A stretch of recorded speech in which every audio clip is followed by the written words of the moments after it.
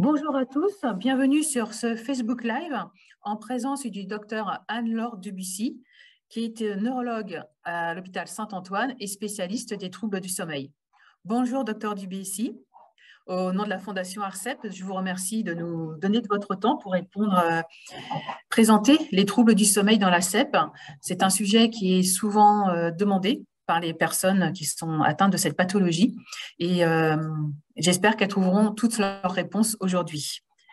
Alors, je rappelle aux personnes qui nous écoutent que vous pouvez poser vos questions directement sur le Facebook Live et elles seront donc posées au docteur Dubussy régulièrement.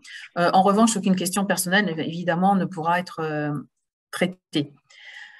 Docteur Dubussy, dans un premier temps, pouvez-vous nous rappeler le rôle du sommeil? Est-ce que sa perturbation entraîne comme conséquence dans la vie de la personne? Alors, bonjour à toutes et à tous. Merci de me recevoir aujourd'hui pour parler du sommeil. C'est vrai que c'est un sujet important qui, en apparence, est très simple, mais qui, en fait, est bien plus complexe qu'il n'y paraît.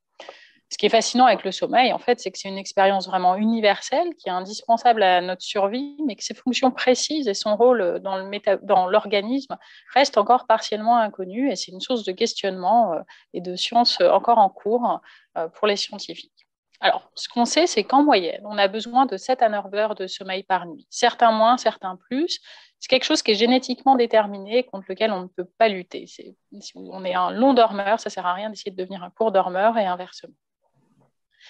On sait en premier lieu la fonction la plus évidente du sommeil, c'est une fonction de réparation. Ça, on peut tous l'expérimenter. Après une bonne nuit de sommeil, il y a un effet rafraîchissant, tant sur le plan cognitif que sur le plan physique. Et à l'inverse, on sait qu'une activité physique intense va augmenter le besoin et la profondeur du sommeil la nuit suivante. Et en miroir, lorsqu'on a une privation aiguë de sommeil, très importante, une nuit blanche ou deux, l'organisme va chercher par tous les moyens à récupérer son sommeil derrière, y compris en favorisant un endormissement à des moments inadaptés, par exemple alors qu'on est en cours, en réunion, ou plus dangereux, en train de conduire au volant. C'est bien le signe que le sommeil est vraiment non négociable pour notre organisme. Et au-delà de cette fonction réparatrice, on sait maintenant que le sommeil, il est aussi important pour d'autres fonctions. Par exemple, on sait que le sommeil profond et dans une moindre mesure le sommeil paradoxal participe à la consolidation des souvenirs, des apprentissages pendant la journée. Et ça, c'est des phénomènes qui sont vraiment importants. Et enfin, plus récemment, il y a une fonction essentielle du sommeil au niveau cérébral qui a été décrite. C'est un moment, pour parler schématiquement, de nettoyage de certains composés qui sont potentiellement toxiques pour les neurones. Alors, c'est très schématique, mais en fait, ça reflète une réalité. Pendant les phases d'éveil et d'activité cérébrale, il y a des protéines qui sont produites et leur accumulation peut devenir, sur le très long terme, potentiellement neurotoxique et contribuer à certaines maladies neurodégénératives. Et le sommeil va favoriser le nettoyage, l'expulsion de ces protéines hors du système nerveux central. Et on sait que les altérations du sommeil peuvent impacter ce processus. Alors là, on parle des fonctions. Alors c'est une bonne transition pour parler des conséquences des troubles du sommeil. Alors on l'a déjà un peu dit de façon aiguë et on l'a tous expérimenté. Une mauvaise nuit, ça va avoir un impact sur la journée le lendemain matin. Non seulement sur le plan physique, on est fatigué, la somnolence qu'on ressent, mais aussi sur le plan cognitif. On va avoir des difficultés attentionnelles, des difficultés à prendre des décisions ou être plus impulsif, parfois une plus grande latence de réaction. On compare parfois quelqu'un qui a une privation de sommeil d'une nuit, il a les mêmes facultés de réaction que quelqu'un qui serait alcoolisé, par exemple. D'où le danger de conduire après une grande privation de sommeil. Et puis, avoir un impact sur le comportement, sur les émotions. On va avoir une irritabilité accrue, une humeur qui peut être altérée le lendemain. Et après, dans les troubles du sommeil, bien sûr, il y a le problème de la privation chronique, qui est souvent moins bien perçu par le sujet parce qu'on est habitué à ces nuits de sommeil fragmentées. C'est moins aigu, mais ça va avoir des conséquences au quotidien et même sur la santé à long terme. Alors, il y a beaucoup de données épidémiologiques et expérimentales qui permettent de dire en fait que des troubles chroniques du sommeil vont contribuer dans la population à l'émergence de certaines maladies. Ça ne veut pas dire, parce qu'on a des troubles du sommeil, qu'on va nécessairement avoir tous les problèmes que je vais citer. Je ne veux surtout pas créer de panique, mais ça peut participer à une altération en fait, de l'état de santé de façon chronique. Alors, en premier lieu, On sait que ça peut augmenter le risque cardiovasculaire, c'est quelque chose qui est bien décrit. Ça va augmenter le risque de faire de l'hypertension, le risque de faire un problème cardiaque ou un AVC. Ça va perturber également le métabolisme. Le corps va moins bien réagir au sucre, aux graisses. Et en plus, le manque de sommeil, ça impacte la façon dont on cherche à se nourrir. Ça augmente l'appétence pour le sucre, pour les produits gras. Et tout cela va favoriser le risque de surpoids, d'obésité, de problèmes métaboliques qui eux-mêmes contribuent au risque cardiovasculaire. On sait bien sûr que les troubles du sommeil, ça impacte l'humeur, ça impacte le risque de développer une dépression, une anxiété, et ça impacte la sévérité de ces troubles. Et c'est pour ça que c'est essentiel aussi pour la santé mentale, les troubles du sommeil. On sait que ça peut impacter dans une moindre mesure le système immunitaire, favoriser l'émergence d'infections ou une plus grande vulnérabilité aux infections du quotidien. Et enfin, à très long terme, il semble y avoir un petit surrisque de certaines maladies oncologiques ou, comme on l'a dit plus tôt, de troubles cognitifs, d'apparition de maladies neurodégénératives. Alors ça, c'est vraiment des données expérimentales et puis des études en population entière. Je veux bien souligner vraiment qu'il ne faut pas être trop alarmiste, il ne faut pas créer une anxiété contre-productive qui serait trop importante vis-à-vis du sommeil. Mais j'insiste là-dessus parce que je pense que ça doit nous inciter à vraiment prendre en compte le sommeil comme une composante indispensable au bien-être et à la bonne santé en général, au même titre que l'alimentation et l'exercice physique. Voilà. Merci. Donc, on comprend bien que le sommeil est important, qu'il ne faut pas s'en priver. Malheureusement, il existe quand même des pathologies connues du sommeil. Donc, ce n'est pas simplement parce qu'on a envie de faire des nuits courtes. Alors, vous les expliquez très bien dans le texte que vous avez écrit pour la lettre de février, mais je vais vous demander de les repréciser un petit peu. Alors, il y a notamment le syndrome d'apnée du sommeil. Est-ce que vous pouvez nous expliquer ce que c'est exactement ? Oui, bien sûr. Alors, le syndrome d'apnée du sommeil, je pense que tout le monde en a déjà entendu parler. C'est un des troubles du sommeil les plus fréquents dans la population générale. C'est un des premiers qui vient à l'esprit quand on parle de maladie du sommeil. Alors, en quoi ça consiste ? Ça consiste en une interruption momentanée de la respiration pendant le sommeil, qui peut être de deux origines. Soit, et c'est le plus fréquent, une origine obstructive, c'est-à-dire que pendant le sommeil, pendant l'endormissement, les voies aériennes du dormeur vont se refermer un peu sur elles-mêmes. Ça, c'est favorisé notamment par le surpoids, par un cou un peu large, par l'âge et le sexe masculin. Et donc, les voies aériennes vont se refermer et le flux d'air va s'interrompre. Ça crée une apnée. Ça, c'est associé à du ronflement et une apnée qu'on peut entendre. Et puis, plus rare, il y a ce qu'on appelle les apnées centrales. Là, l'air peut passer en théorie, mais la commande respiratoire est modifiée au niveau cérébral et fait que la respiration va se ralentir jusqu'à s'interrompre brièvement. Et à nouveau, là, faire arrêter le flux d'air, provoquer une suspension de la respiration et provoquer une baisse de l'oxygène dans le sang. Et ces apnées-là, même si elles sont très rares en population générale, semblent dans certains cas un peu plus fréquentes dans la sclérose en plaques, notamment s'il y a des lésions au niveau des centres de régulation du sommeil. Alors, ça va être quoi les conséquences de ces apnées ? C'est d'une part, il y a une baisse de l'oxygène dans le sang de façon répétée tout au long de la nuit, et ça va créer un stress pour l'organisme.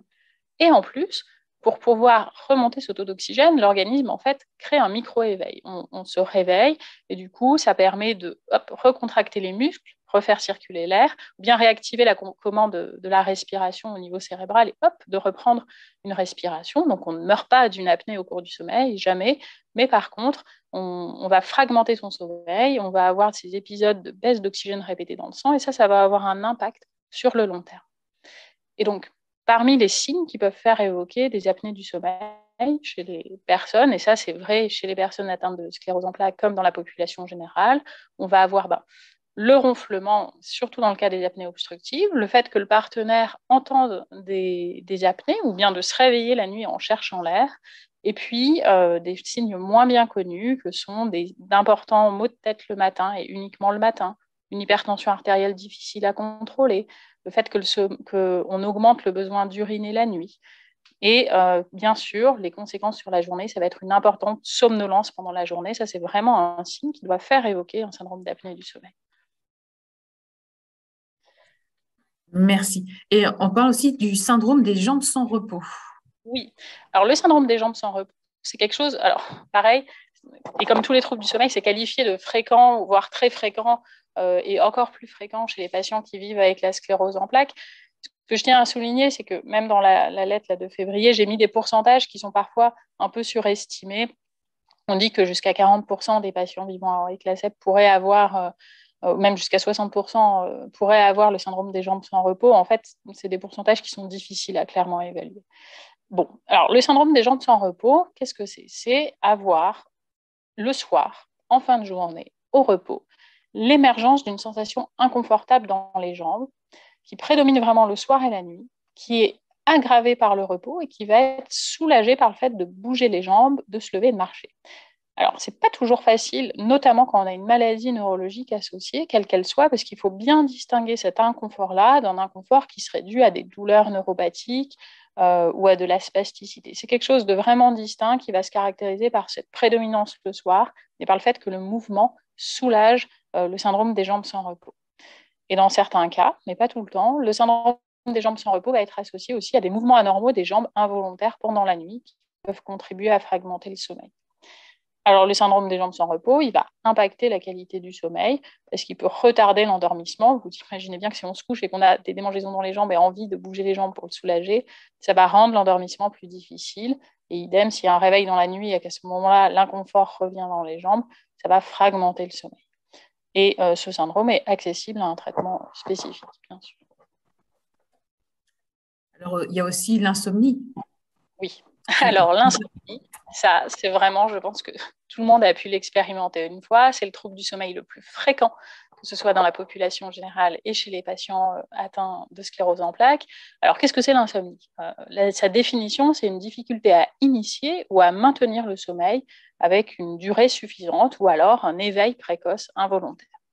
Alors, bien sûr, il y a des insomnies aiguës qui sont adaptatives, réactionnelles à un événement de vie, un stress, un changement d'environnement, et c'est une expérience quasi universelle et qui n'est pas pathologique.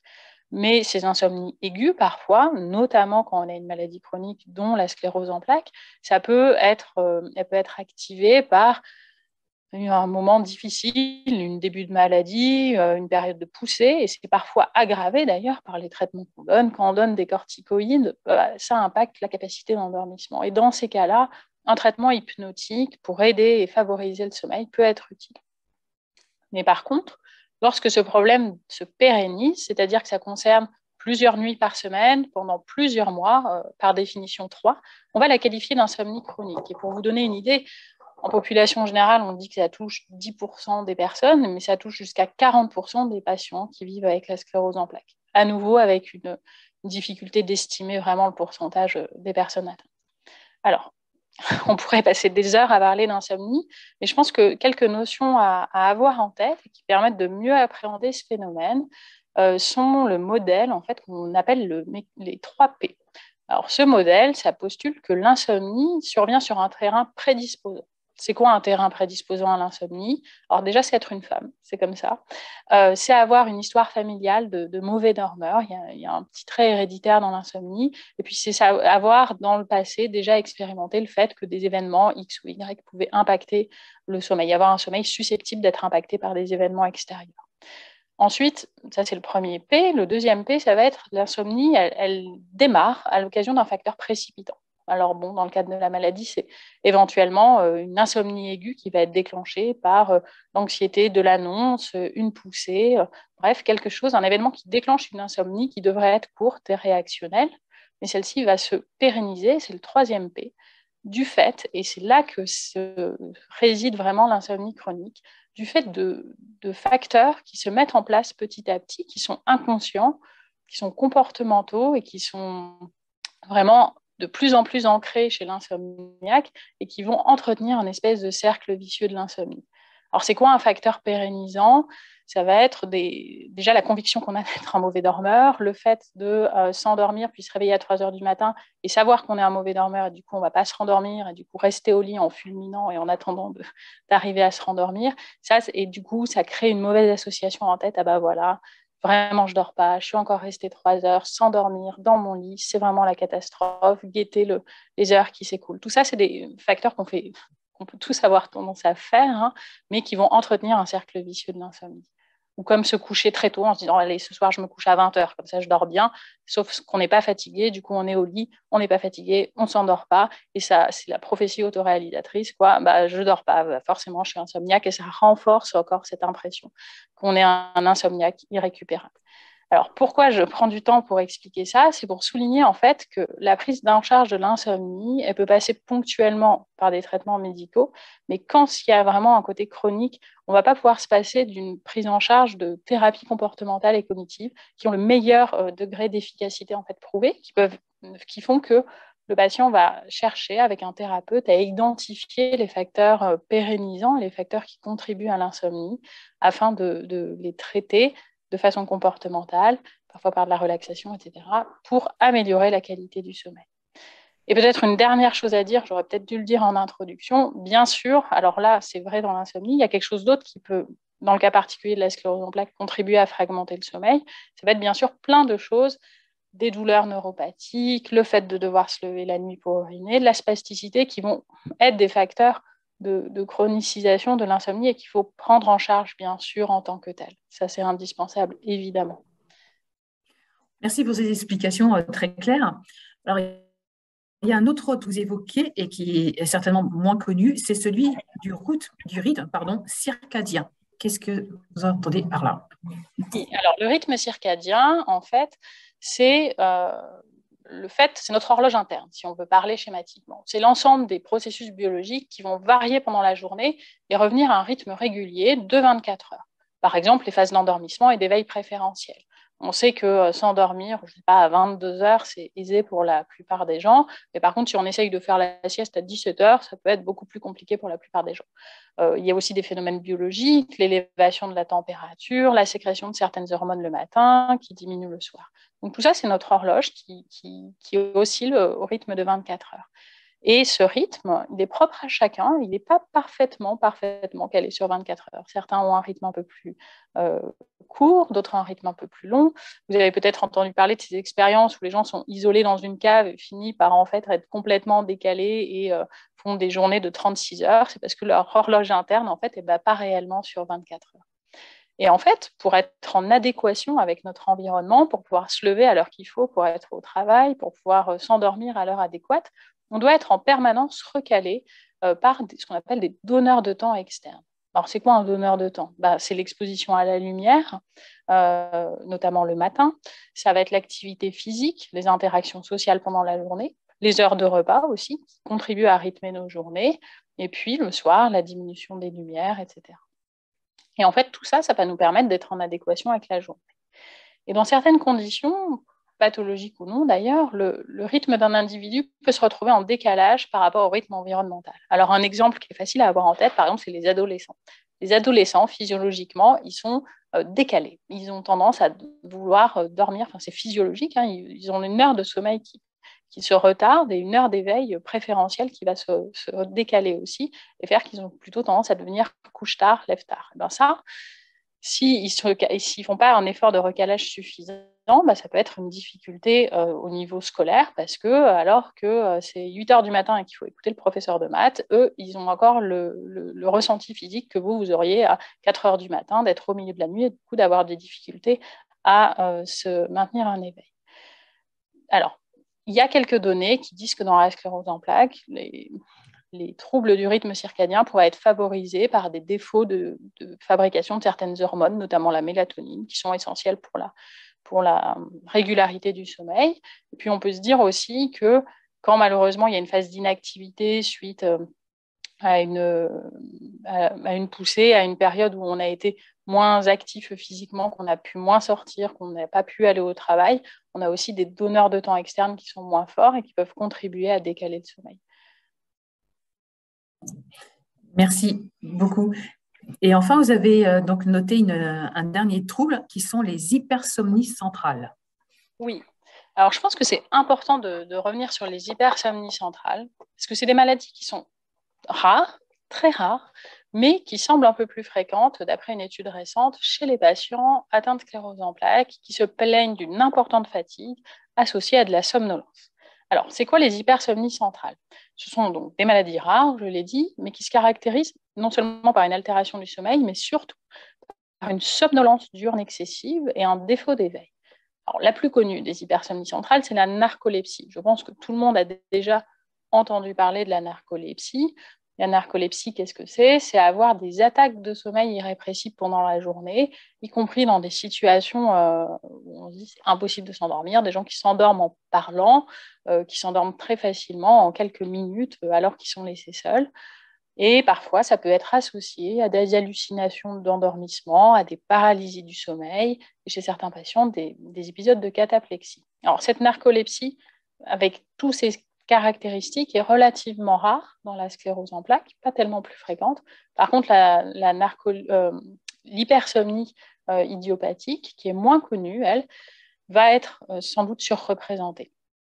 Alors, il y a une forme d'hypersomnie qui ressemble à la narcolepsie, juste un endormissement trop facile pendant la journée, mais sans les paralysies du sommeil et les hallucinations.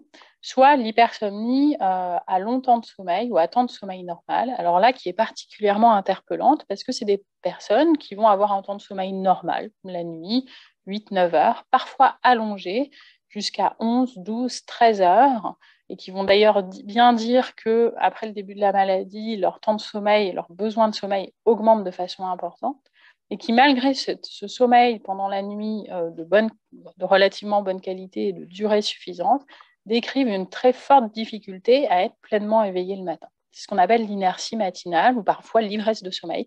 C'est un état qu'on a tous pu expérimenter si on a été réveillé en plein milieu d'une sieste très profonde ou éveillé à 2 heures du matin.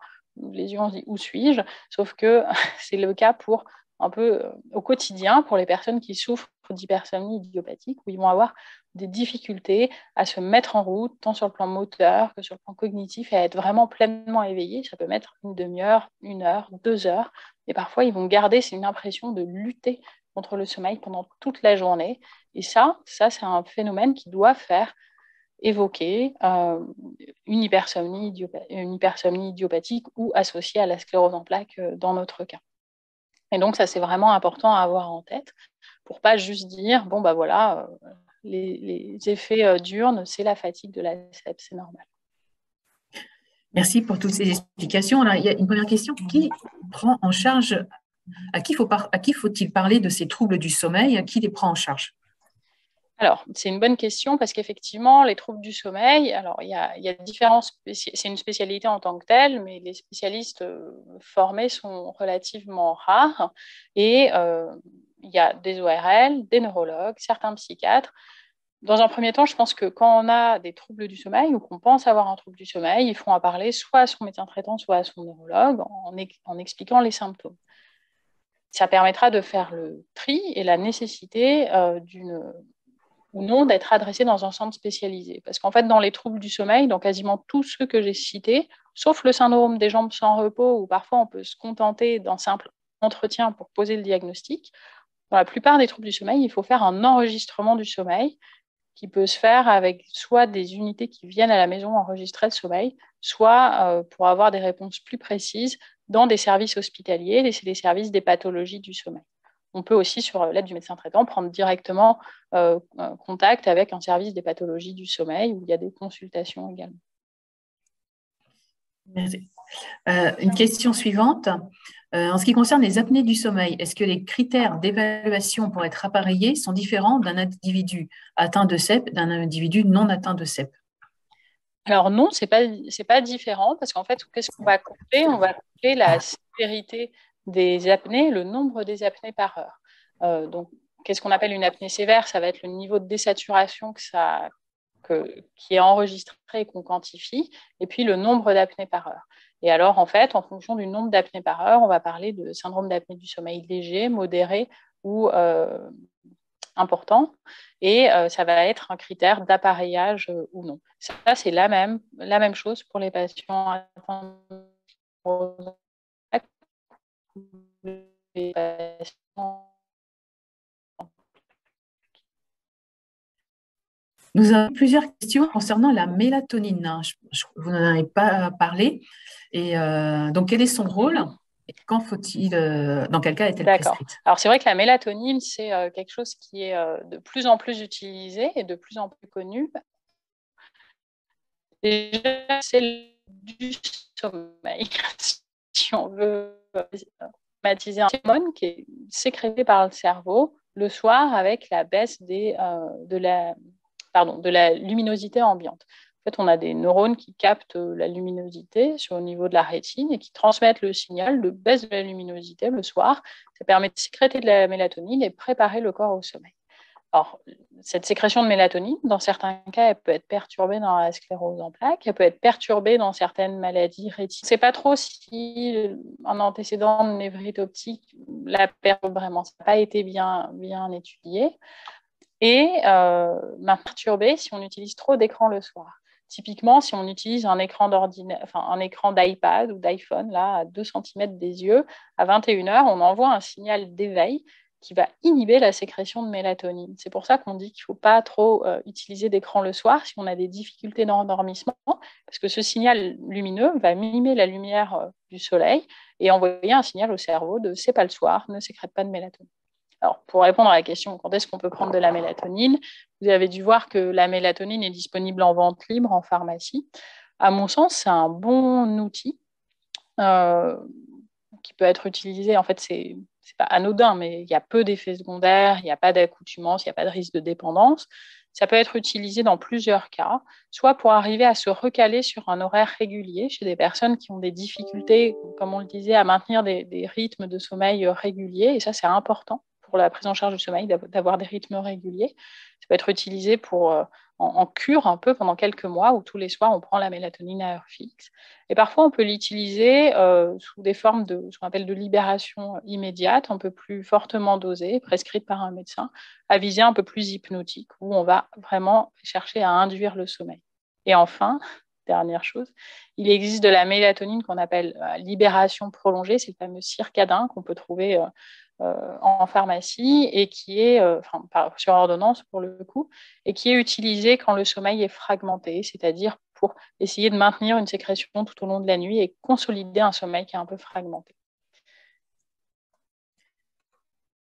Est-ce que les traitements de fond peuvent provoquer des insomnies ou des troubles du sommeil? C'est une bonne question. Alors, c'est pas pour en fait, que oui, les interférons, de la fièvre, des douleurs ou ce type de réaction, c'est éviter les impacts le sommeil. Ça a été bien démontré. Pour les autres traitements, à ma connaissance, il n'y a pas d'études spécifiques. Quand je parle des autres traitements, ça va de la Copaxone aux perfusions.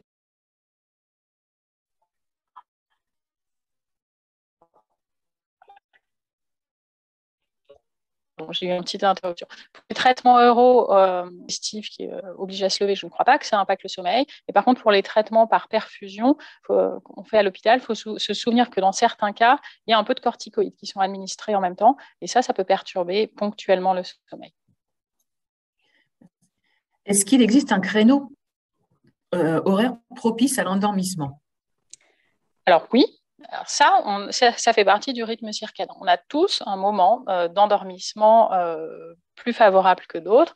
Si on est, entre guillemets, calé à horaire régulier, on va tous avoir à un moment le soir et un moment dans l'après-midi, un moment favorable d'endormissement. Vous savez, c'est la sieste d'après le repas. Beaucoup de gens disent « Ah, c'est parce que j'ai mangé », mais en fait, même sans manger, on a physiologiquement une diminution des capacités de vigilance en tout début d'après-midi.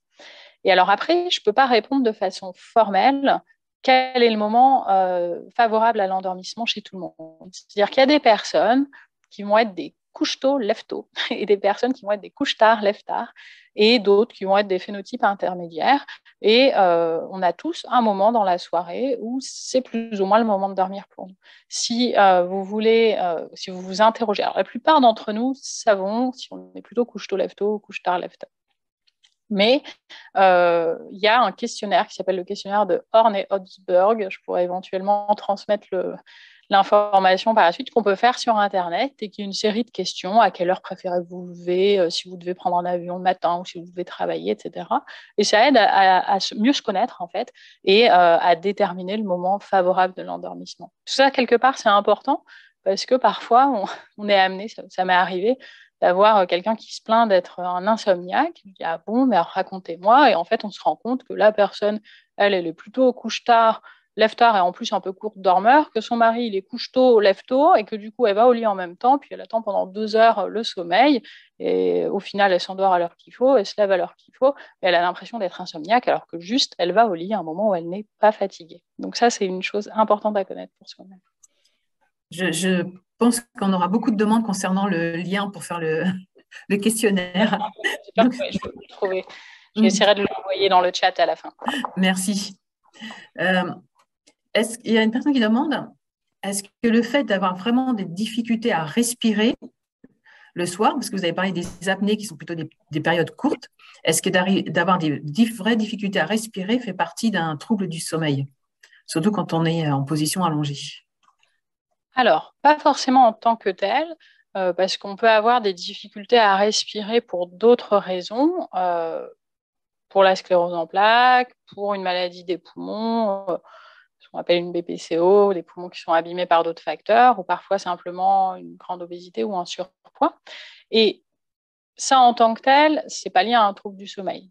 Par contre, c'est vrai que avoir ces difficultés-là, si on est plus dépendant de ce qu'on appelle les muscles respiratoires accessoires, où on va devoir volontairement aider l'inspiration à chaque respiration, ça, c'est un mécanisme qui va diminuer pendant le sommeil. Donc, ça peut favoriser la survenue de troubles respiratoires dans le sommeil. Donc, je pense que s'il y a un ressenti de respiration difficile auquel se surajoute un sommeil perçu comme de mauvaise qualité, ça vaut la peine, alors déjà de chercher pourquoi la respiration est difficile le soir, évidemment, mais vous avez peut-être déjà la réponse, et puis surtout, éventuellement, de faire un examen de comment se comporte la respiration pendant la nuit, est-ce qu'elle va être impactée par l'endormissement ou pas. Merci. Est-ce que, donc vous avez parlé là, bon, de l'insomnie, le trouble des jambes sans repos. Est-ce qu'une personne qui est hyper agitée, qui fait pourtant beaucoup de sport mais qui n'arrive plus du tout à dormir, est-ce que ça peut être lié à un trouble du sommeil ou c'est lié à la maladie ou à un traitement? Alors, c'est difficile à répondre parce que, alors, je n'ai pas bien compris si l'agitation, c'est lié à une espèce d'hyperactivité la journée. Oui, après, très agité tout le temps, même quand il se défoule pour faire du sport ou des exercices de kiné. Il y a, ça, c'est compliqué. C'est l'intrication, en fait, par exemple, entre le psychisme, le sommeil et la neurologie. Ce qu'on peut dire déjà, c'est qu'il y a des états psychiques où on va être très agité, un peu hyperactif, et où le sommeil va derrière s'impacter. Là, dans ce cas, il faut traiter l'élation de l'humeur, l'hyperactivité, qui peut être le reflet peut-être du miroir de la dépression, vous voyez, d'un épisode maniaque. Enfin, là, je ne peux vraiment pas poser de diagnostic, mais c'est ce à quoi ça me ferait penser. Après, parfois, il y a certaines personnes qui ont un sommeil altéré, vont être tellement somnolents pendant la journée qu'ils vont essayer de s'agiter en permanence pour lutter contre l'endormissement. Parce qu'ils savent bien que s'ils s'arrêtent, ils vont dormir instantanément. Et c'est là que c'est important, je pense effectivement, d'avoir un questionnaire avec un spécialiste et un entretien avec un spécialiste qui essaye de démêler qu'est-ce qui peut être la part d'autre chose et qu'est-ce qui peut être le reflet d'un authentique trouble du sommeil. C'est une réponse un peu mi-figue, mi-raisin, mais difficile de répondre plus précisément. Oui, je comprends bien. Est-ce que c'est possible chez une même personne d'avoir des périodes où il y a vraiment besoin de beaucoup de sommeil, qui dort très longtemps, et des périodes où la personne se réveille très tôt le matin? En fait, avoir une alternance entre des périodes longues de sommeil et des périodes très courtes, comme s'il y avait deux troubles différents. Oui, alors généralement, par exemple dans les hypersomnies, parce qu'il y a des gens qui peuvent se dire ah bah l'hypersomnie idiopathique, ah, bah, c'est moi. Il faut voir aussi que par exemple, il y a d'autres facteurs qui vont impacter le sommeil, notamment l'humeur. Alors, je ne vais pas dire à tout le monde qu'il y a un problème d'humeur, mais tout simplement, par exemple, il y a une saisonnalité et je pense qu'on le sent tous là l'hiver quand il fait nuit jusqu'à 9h et qu'il fait nuit à 17h. il y a un certain degré de plus grande fatigue, un peu d'augmentation du besoin de sommeil de façon globale. Et il y a des personnes qui vont y être très sensibles à ça, avoir un trouble du rythme, du rythme circadien, ou pendant l'hiver, il va y avoir une saisonnalité avec d'ailleurs une humeur un peu moins bonne, un besoin de sommeil augmenté, et pendant l'été, des nuits plus courtes. Ce que j'entends de rassurant là-dedans, c'est qu'il y a des moments où les nuits sont plus courtes. On peut se poser la question d'un problème de trouble du rythme circadien. Donc oui, c'est totalement possible. Ce n'est pas forcément le reflet d'une maladie en tant que telle. Mais ça peut être intéressant d'identifier les facteurs qui contribuent à ces périodes de très grande fatigue. Merci. Une question, est-ce que les troubles du sommeil peuvent augmenter avec la durée de la maladie? Parce que vous avez dit que certains troubles étaient quand même plus fréquents chez les patients atteints de CEP. Est-ce qu'ils ont tendance à augmenter plus la maladie est ancienne? Alors, il y a deux façons de répondre à ça. Il y a d'une part, souvent, à mesure que la maladie évolue, malheureusement, chez certaines personnes, vont s'ajouter des symptômes un peu au quotidien qui n'étaient pas présents auparavant, ou des traitements plus contraignants qui n'étaient pas là auparavant. Ça, dans un premier lieu, ça peut contribuer à faire que le sommeil n'a plus la même qualité qu'auparavant. Si désormais, il faut se réveiller 2 fois dans la nuit pour aller uriner, et que quand on se réveille, il y a un peu de spasticité ou un peu de douleur. Donc ça, bien sûr, ça va augmenter le problème de sommeil. Et après, l'ensemble des troubles que j'ai cités, malheureusement, augmentent avec l'âge. Donc, de toute façon, voilà, si la maladie dure depuis plus longtemps, l'organisme en lui-même vieillit aussi. Et avec l'âge, on a un risque augmenté d'absolument tous les troubles. Et cerise sur le gâteau, quand on vieillit, le sommeil est moins solide. C'est-à-dire ça, je pense qu'on l'a tous expérimenté, soit directement, soit avec les parents ou les grands-parents. Les personnes plus âgées ont un sommeil plus léger, plus fragmenté. Et ce n'est pas forcément d'ailleurs un drame, hein, c'est comme ça, c'est physiologique. Le sommeil est de moins bonne qualité à mesure que l'âge progresse. Alors, à nouveau, une question sur la mélatonine, puisque vous avez donc parlé que plusieurs troubles étaient plus fréquents chez les personnes atteintes de CEP. Et donc, est-ce qu'il existe un déficit en mélatonine dans la CEP? Est-ce que du coup, comprendre, ça pourrait solutionner certains troubles? Alors, on ne peut pas l'affirmer en tant que tel, au sens où il n'y a pas encore eu d'études à grande échelle qui étudient de façon très nette la production de mélatonine et sa rythmicité, parce que c'est quelque chose de complexe, hein, qu'il faut arriver à vérifier que c'est sur plusieurs jours, en fait, idéalement, que la mélatonine est bien sécrétée de façon régulière et à grande échelle. Il y a quelques petites études qui suggèrent que chez certains patients atteints de sclérose en plaques, la sécrétion de mélatonine pourrait être altérée, mais ce n'est pas du tout chez tout le monde et ce n'est pas du tout systématique. Donc, préconiser de façon systématique, prenez de la mélatonine parce qu'il y a une sclérose en plaques. Non. Si jamais il y a un trouble du sommeil, en particulier une fragmentation du sommeil ou une difficulté d'endormissement, la mélatonine peut être une approche intéressante et ponctuelle. Et puis après, si les troubles persistent, voir un spécialiste. Voilà. Merci. Il y a plusieurs personnes qui citent différents médicaments. Donc vous n'avez pas cité, je ne vais pas tous les citer là parce qu'il y a différentes choses. Est-ce qu'il y a vraiment des médicaments qui sont efficaces et pour quel type de trouble? Alors, donc déjà, j'aimerais revenir sur le fait que pendant un certain temps, on a prescrit, dans le cas de la fatigue liée à la sclérose en plaques, des médicaments comme la mantadine, le modiodal, la ritaline, dans certains cas, qui sont des médicaments plutôt éveillants et qui sont en fait théoriquement prescrits que dans les hypersomnies idiopathiques. Alors, si on regarde les études randomisées et les vraies études, aucun médicament n'a démontré un intérêt sur le traitement de la fatigue dans la sclérose en plaques.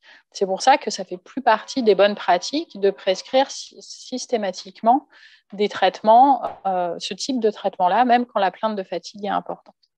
Par contre, quand le trouble du sommeil, quand la fatigue est importante et que la somnolence diurne est importante, si on diagnostique un trouble du sommeil, tel qu'une hypersomnie ou quelque chose qui ressemble à une narcolepsie, là, ça va être utile de prescrire les fameux traitements éveillants dont j'ai parlé, la ritaline ou le modiodal, parce que dans ces cas-là, on sait qu'ils vont avoir un bon effet. mais ce n'est plus du tout des traitements qu'on prescrit systématiquement.